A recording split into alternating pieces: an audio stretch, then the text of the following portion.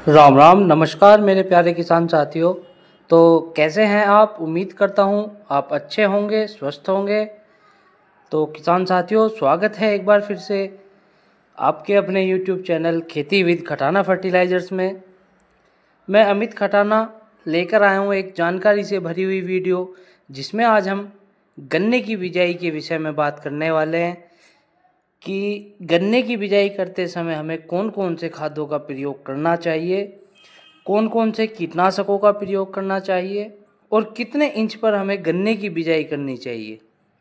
तो किसान साथियों, आज मैं आपको 3 कॉम्बिनेशन खाद के बताऊंगा और 3 कॉम्बिनेशन ही मैं इस स्प्रे के बताऊंगा। तो किसान साथियों, वीडियो को अंत तक देखें और आपको वीडियो अच्छी लगे तो वीडियो को लाइक करें। कमेंट बॉक्स में भी अवश्य बताएं आपको वीडियो के माध्यम से दी गई जानकारी कैसी लगी है। और हाँ, यदि आपने अभी तक हमारे YouTube चैनल खेती विद खटाना फर्टिलाइजर्स को सब्सक्राइब नहीं किया है तो प्लीज़ सब्सक्राइब कर लें और साथ ही साथ बेल आइकन के की को भी प्रेस करें, ताकि हमारे आने वाली सभी नई वीडियोस का नोटिफिकेशन समय से आप तक पहुंचता रहे। और हाँ, यदि आपको खेती से संबंधित कोई जानकारी लेनी हो तो आप स्क्रीन पर दिए गए नंबर पर संपर्क कर सकते हैं या व्हाट्सएप मैसेज कर सकते हैं।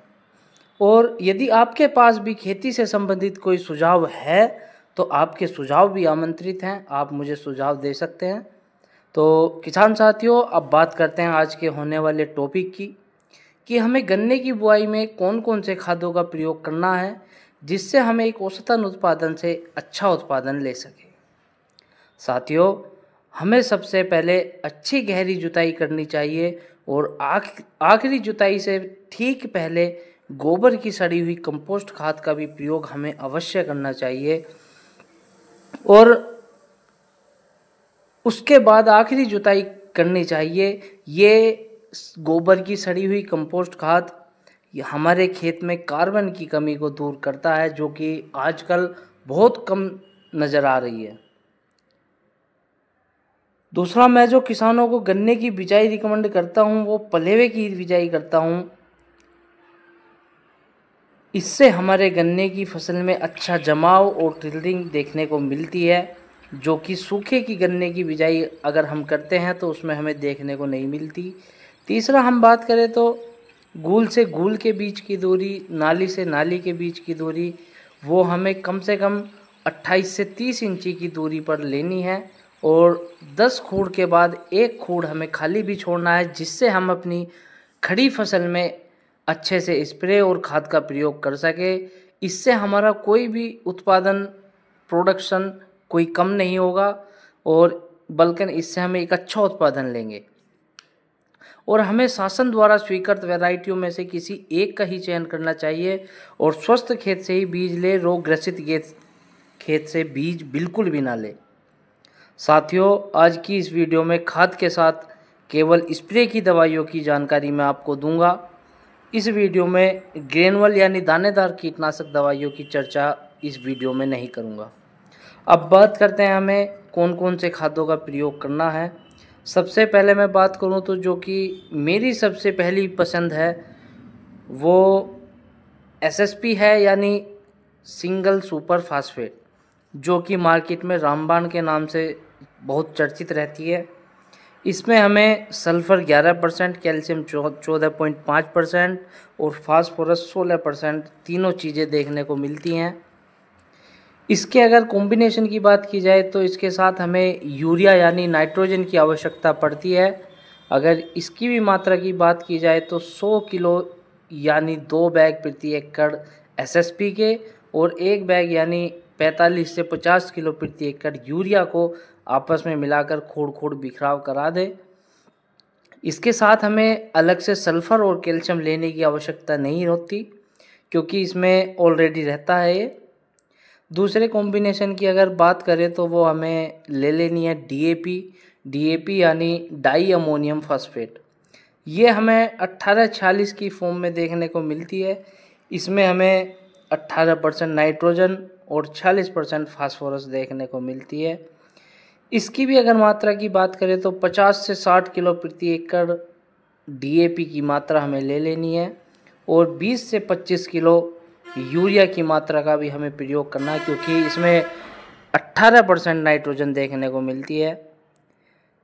इस कारण हमें 20 से 25 किलो यूरिया की मात्रा को भी ऐड करना है।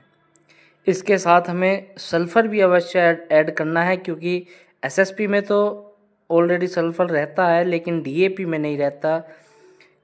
इसमें दानेदार 90% वाला सल्फ़र भी 8 से 10 किलो प्रति एकड़ हमें ले लेना है। ये जो दो कॉम्बिनेशन मैंने आपको बताए हैं, इसमें हमें 30 से 35 किलो प्रति एकड़ पोटास को भी ऐड करना है, क्योंकि एमओपी यानी म्यूरेट ऑफ पोटास गन्ने में रोग प्रतिरोधक क्षमता को भी बढ़ाती है और गन्ने में वज़न बढ़ाने का भी कार्य करती है। अब मैं तीसरे कॉम्बिनेशन की अगर बात करूं तो उसमें हमें पोटास लगाने की आवश्यकता नहीं रहती। तीसरा जो हमारा कॉम्बिनेशन होने वाला वो एनपीके, जो कि 12-32-16 के नाम से मार्केट में अधिक प्रचलित है।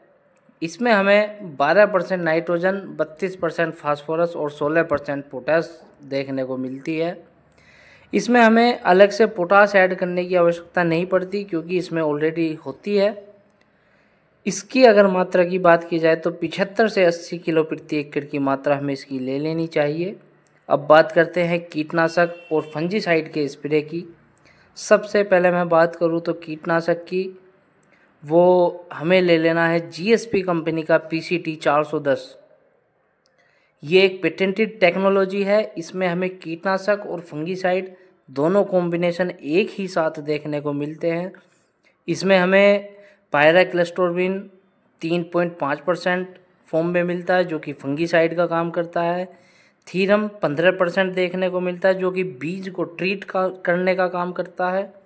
और क्लोथिनाडियन 22.5% एफएस फॉर्म में देखने को मिलता है, जो कि कीटनाशक का कार्य करता है। इसकी अगर मात्रा की बात करें तो 250 ml प्रति एकड़ इसकी मात्रा हमें ले लेनी है। दूसरा, अगर मैं इस स्प्रे को ना करके दूसरे अगर कॉम्बिनेशन की बात करूँ तो वो हमें बायर कंपनी की लिसेंटा या इफ़को कंपनी की सीरा सागी में से किसी एक का ही चयन करना है। अगर इसमें टेक्निकल की बात करें तो फिप्रोनिल 40% और इमीडा 40% दोनों एक ही साथ देखने को मिलते हैं। अगर इसकी मात्रा की बात करें तो 100 ग्राम प्रति एकड़ इसकी मात्रा होने वाली है। इसके साथ हमें एक फंगीसाइड टेबुकोनाजोल सल्फ़र को भी ऐड कर लेना है, जिसकी मात्रा 500 ग्राम प्रति एकड़ हमें ले लेनी है। अब बात करते हैं तीसरे और लास्ट कॉम्बिनेशन की। वो हमें ले लेना है फिप्रोनिल 5% एससी फॉर्म लिक्विड वाला। इसके साथ हमें थायोमेथोक्साम 30% एफएस फॉर्म वाला, अगर दोनों की मात्रा की बात की जाए तो 500 ml दोनों की ही मात्रा ले लेनी है। और इसके साथ भी एक फंगीसाइड टेबुकोनाजोल सल्फ़र 500 ग्राम प्रति एकड़ ले लेना है। साथियों, ये आज मैंने आपको 3 कॉम्बिनेशन खादों के बताए हैं और इनमें से किसी एक का ही चयन करना है। और 3 ही कॉम्बिनेशन मैंने स्प्रे के बताए हैं, इनमें से भी किसी एक का ही चयन करना है। और हमें खूड़ स्प्रे करा देनी है और खूड़ हमें खाद मिला करके बिखराव करा देना है। और उसके बाद पाटा लगा देना है, मैड़ा लगा देना है।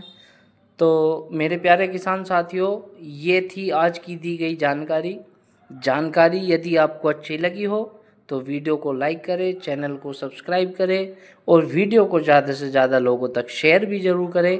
धन्यवाद। मिलते हैं जल्दी अगली वीडियो लेकर। तब तक के लिए जय जवान जय किसान।